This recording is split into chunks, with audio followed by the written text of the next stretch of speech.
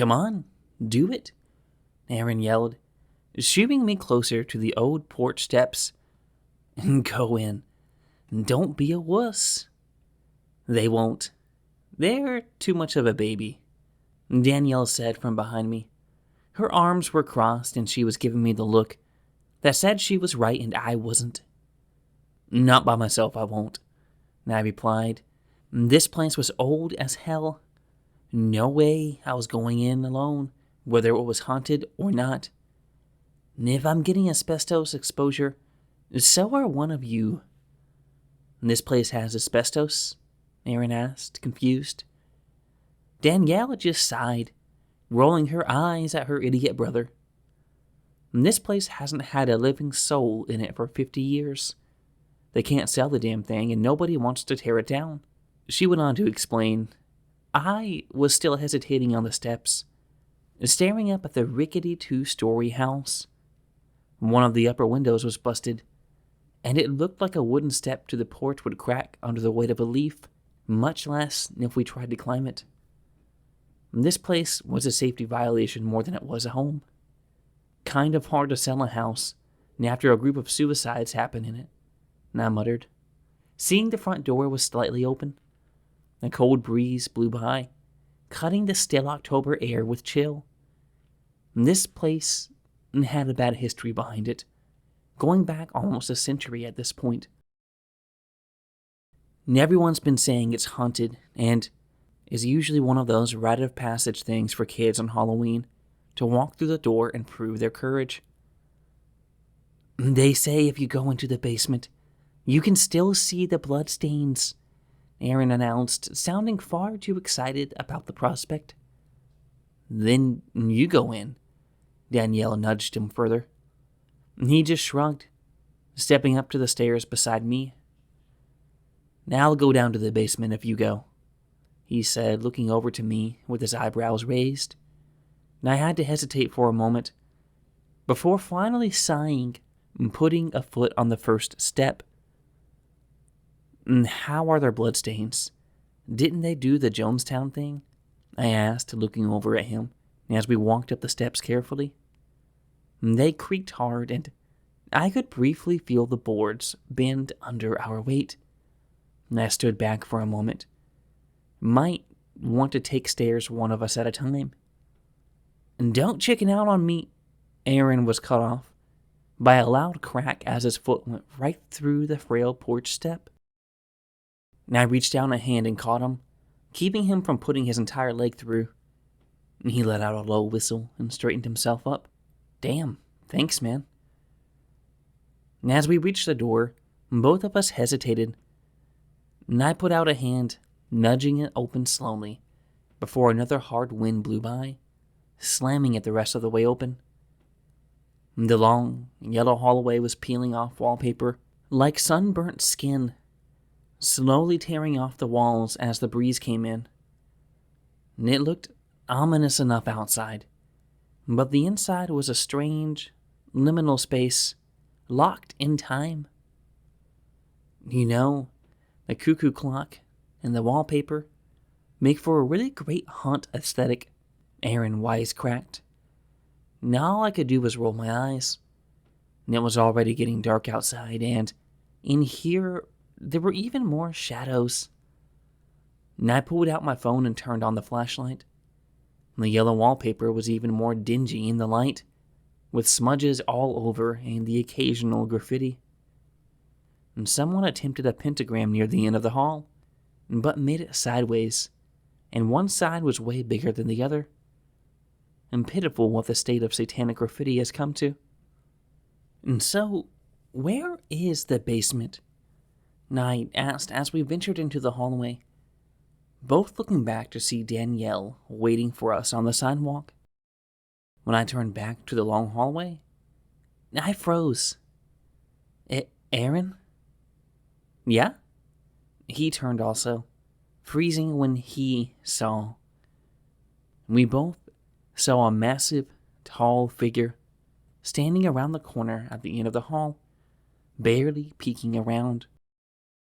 I wouldn't have been able to tell if not for the shine in the eyes, almost like when headlights catch an animal late at night. We both ran, bolting out the front door and down the steps towards Danielle. Aaron just narrowly avoided going through the step again, as Danielle stared at the two of us, puzzled. That was fast, and she gave a snarky comment as me and Aaron looked at each other. You saw it? I asked, to which he nodded. There's no way we could have imagined it. Those eyes were staring us down from around the corner, studying us. There was something in there. Please, you two are just messing with me. Probably came up with this while you were standing there. She rolled her eyes and moved towards the porch. No, really, there was something just around the corner in the hall. It was staring at us, Aaron said, pleading with her not to go in. Seriously, we should just go. Nope, I'm going to show both of you that you're just wimps.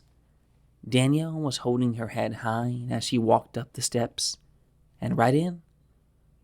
Then we could see her phone light click on from the sidewalk, watching as it swept the area. You guys are wrong.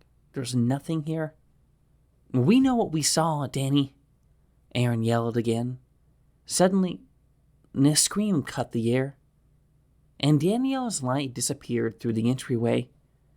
We both ran back up the steps and in, switching on flashlights again and looking around. I raised my voice as much as I dared to. Danielle! The thing at the end of the hall wasn't there anymore, and with the peeling wallpaper in its place.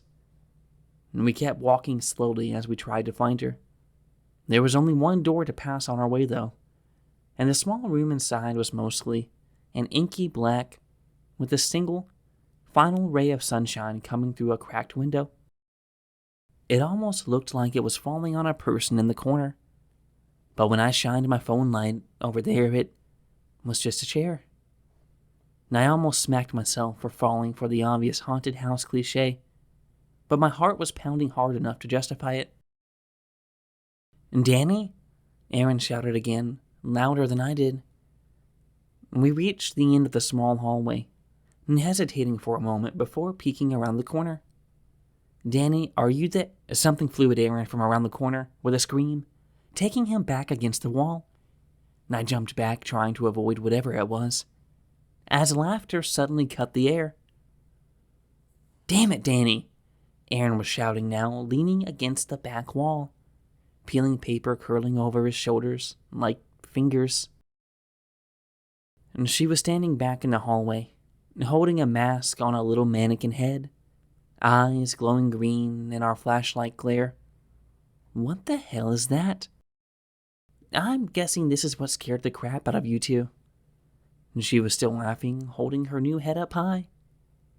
Now we could see it, and it was just a mask propped on a stick, with a huge wad of tape near the bottom that must have been holding it to the wall. And I've got to say, it's not a bad idea. You're the worst sister on earth, Aaron muttered at her, turning to head back towards the front door. I thought you were going to the basement, and she teased him. And I could only roll my eyes, not able to take any of their sibling pissing matches seriously. I'm going. Can we please just go home now? Aaron was groaning, turning back to his sister. And she tossed aside the mannequin head, leaning against the back wall, crossing her arms and staring down at her brother. Guess you're just not brave enough. Now I could mention to Kelsey Berry how you screamed when a mask flew at you, she threatened. Aaron turned red, rolling his eyes and looking up at the sky in exasperation. Fine. Where is it? Fine. Where the hell is it? He asked. Danielle just shrugged her shoulders, trying to push herself off the wall she was leaning upon. The wallpaper still looked like it was curling around her, peeling off the walls. She tried again, making a larger effort to get further from the wall, and pushing hard. Aaron just shook his head again, moving towards her. And seriously, don't you think you're playing your cards a little too close together? I'm not screwing around, she said, sounding a little frantic, still trying to push herself off the walls. Now the wallpaper was sticking to her, like it was pulling her back in, looking more and more like cruel, jagged fingers trying to take her. It won't let me go. Aaron, help! Aaron grabbed one of her arms, trying to tug her off the wall. No good. He looked back at me and I grabbed her other arm. Now it's like we were playing tug of war. Us versus the house, with Danielle on the line. We lost. Now, I don't know if I saw the wallpaper suddenly yank her into the wall, but I swear just for a moment, it looked like a dozen hands came out and grabbed her. And she let out part of a scream before it was cut off abruptly, with no echo hanging in the still air. Aaron and I felt ourselves hit the wall hard as her hands left ours, bringing us into a collision with the wallpaper. Where did she go? He looked at me, the dim lights from our phones, highlighting the fear in his eyes from below. We have to find her. Where did she go? She couldn't just be gone, right? Like, that's not even possible. Hey, chill out. We're going to find her. She's got to be around here somewhere. Maybe she just fell through. Is there a rip in the wallpaper? Now I started feeling along the wall, trying to see if it pressed inward at any point, but only hitting solid wood and drywall. Aaron! Her voice echoed faintly from deeper within the house. We both turned, flashing our lights down the hallway, and this one leading off to branching stairs. Danny, where are you? He shouted back, the two of us rushing to the stairwell. Aaron, she yelled again, not responding to his question. Her voice was coming from the second set of stairs, though, leading down. Guess we found the basement, Aaron says, hurrying down the stairs towards a small door. Aaron slammed through it fast, almost collapsing on the concrete on the other side. Danielle? Now I was right after him, bursting through the door, and stopping as I saw what was in the room. Danielle wasn't there. At least, I don't think she was. And maybe she was somewhere else in this mess. And how long had all this been down here?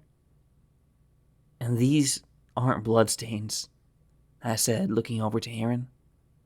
He was still on the ground, frozen in fear at the sight before us. There was a massive pit in the middle of the concrete floor. Shadows from our flashlights playing off the sides as Aaron slowly inched towards it. And around it were what looked like corpses, but not fresh or preserved. They were bloodied, like the corpses you see in movies after getting dunked in an acid bath. Eyes were hanging loose from some, while others were screaming silently, with mouths wide open.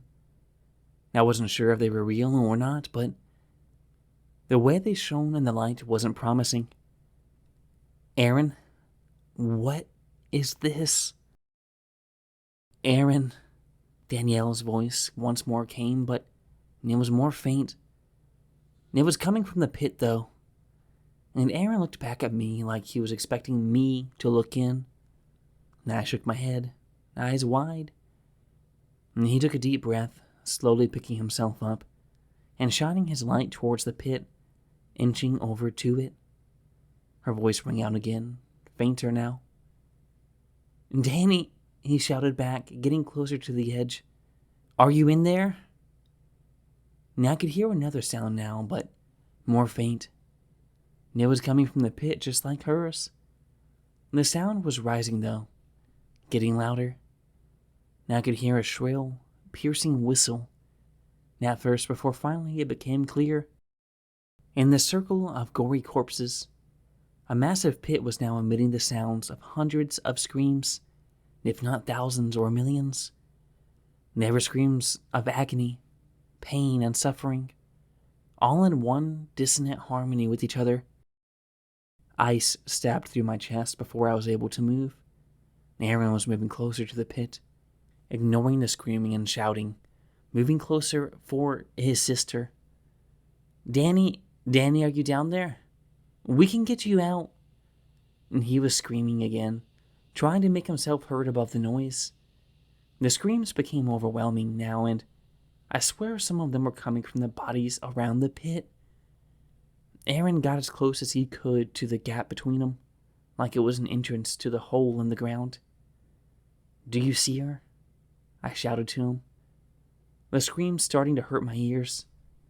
He looked back at me, shaking his head in disappointment.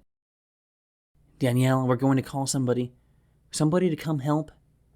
He was cut off again. All I could see was a brief bit of movement before the corpses close to him suddenly sprang to life. They grabbed onto him, the others circling around as their bones crunched, somehow cutting through the screams.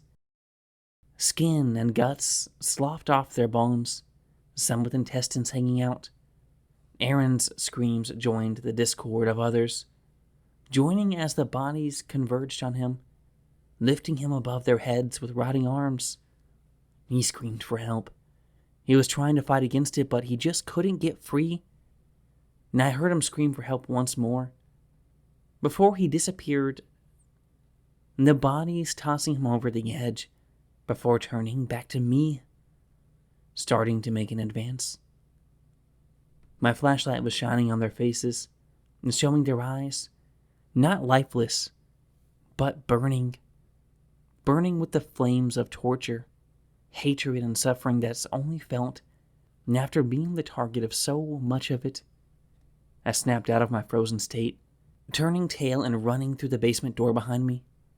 And I went up the stairs 2 at a time, hoping to God I didn't trip before making it up. As soon as I did, I almost drifted through the hallway, turning towards the escape. With the last turn, I could see slivers of sunshine floating through from the dying evening sun. And I could turn the corner and see it right there. Run. Just run. And as I passed the doorway from earlier, a hand darted out of it, grabbing me by my coat collar. And I pulled, not able to get out of the grip it had on me. And finally, I had the briefest moment of bright thinking, and turning around quickly to see the corpses beginning to shamble through the corner behind me. And I slipped my coat off, seeing the mottled skin on the hand that still grasped it tightly. Finally, I was free, and I ran like hell. I don't think I've ever been as grateful to eat sidewalk, but busting my nose open and falling off that porch almost made me cry from joy. Whatever the hell was in there, I was out. Looking back towards the door, and it was totally shut now, with a rental lockbox over the doorknob that definitely hadn't been there before. And I looked up towards the windows, trying to see if there was anything different about the house, or if Aaron and Danielle were just playing a prank on me. And instead, I saw both of them in upstairs windows, and they were both smiling down at me, faces twisted. They both put bloody palms on the window, leaving prints on the glass. And I could just barely make it out in the dimming light, but their eyes stuck with me. No pupils, no iris, just solid white eyes, like they were rolled back in their heads. And both just stood staring down at me while seeing nothing at all. All I could do was run away. Run until my breath was ragged, stinging in my broken nose. And they still haven't found either Aaron or Danny. I told my parents as soon as I saw my mother, blubbering out what happened and probably sounding crazy. And she called the police, and I think more to calm me than anything. When the cops finally went in the house, they said it was stripped bare for renovations. No wallpaper, no pit, just bare walls and torn out electrical. And they said they were going to contact the current owners, but otherwise there wasn't anything else they could do. Not even declare them missing until after 3 days. Now I don't know if they're really missing. And I see them when I close my eyes, smiling with vacant stares. From white eyes, I can hear the screams still, smell the sulfurous fumes and burning flesh. They want me to come back for them.